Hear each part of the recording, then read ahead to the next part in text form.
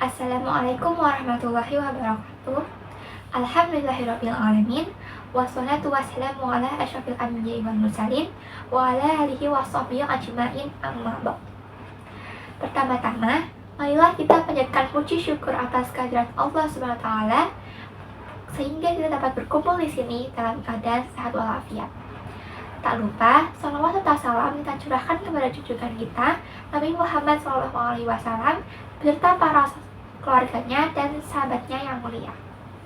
Teman-teman yang dirahmati oleh Allah, sampai saat ini masih banyak orang yang meninggalkan sholat secara sengaja.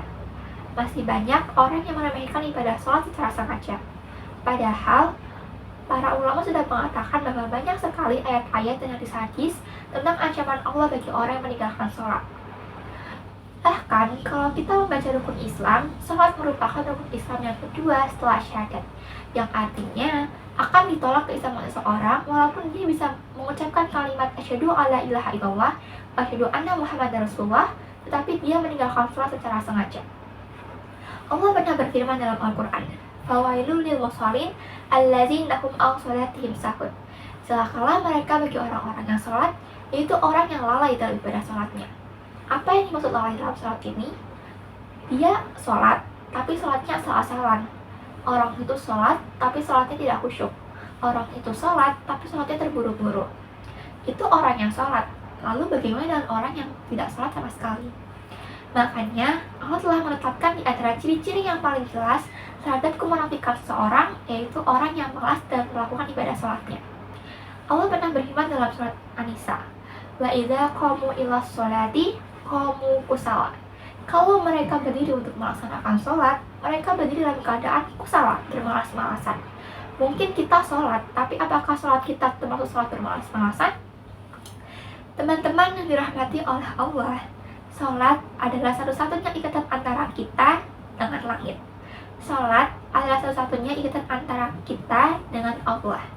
Jadi, jikalau kita meninggalkan sholat walau hanya satu kali saja secara sengaja, itu artinya kita telah memutuskan ikatan kita dengan Allah. Lantas, bagaimana kita memohon pertolongan dari Allah? Padahal, kita sendirilah yang memutuskan hubungan kita dengan Allah. Para ulama mengatakan bahwa hubungan antara seorang hamba dan Rabb-nya adalah as-sholat, yaitu sholat. Kalau kita meninggalkan sholat secara sengaja walau hanya satu kali saja, itu artinya kita telah memutuskan hubungan kita dengan Allah. Di akhirat nanti, sholat adalah amal pertama yang akan dipertanggungjawabkan dan akan ditanyai oleh Allah. Seandainya sholat kita benar, maka amal yang lain juga ikut diperbaiki oleh Allah. Tapi seandainya sholat kita salah, maka amal yang lain juga ikut rusak bersama dengan rusaknya sholat itu. Sholat adalah ibadah yang tidak bisa kita abaikan apapun alasannya. Kita boleh tidak membayar zakat kalau tidak mampu. Kita boleh tidak berangkat haji kalau tidak mampu.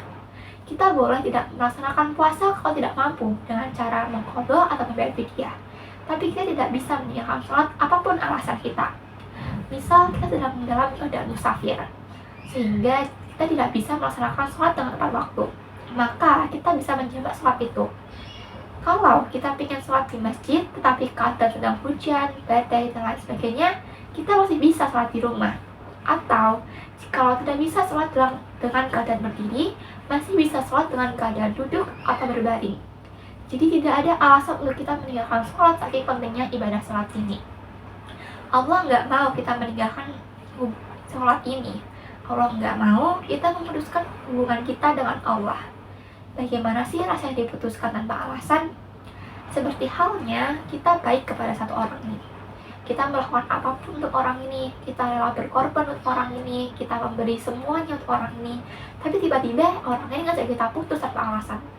Gimana sih perasaan kita? Itulah yang dirasakan oleh Allah ketika hambanya meninggalkannya dengan cara meninggalkan sholat secara sengaja. Padahal Allah telah memberinya kehidupan yang cukup, kehidupan yang baik, tapi dia malah meninggalkan sholat secara sengaja dan memutuskan hubungannya dengan Allah. Jadi teman-teman, janganlah kita meninggalkan sholat apapun alasannya. Kita haruslah melaksanakan sholat dan menjaga sholat itu. Semoga dengan kita menjaga sholat kita, Allah juga akan menjaga kita. Wabillahi taufiq wal hidayah. Wassalamualaikum warahmatullahi wabarakatuh.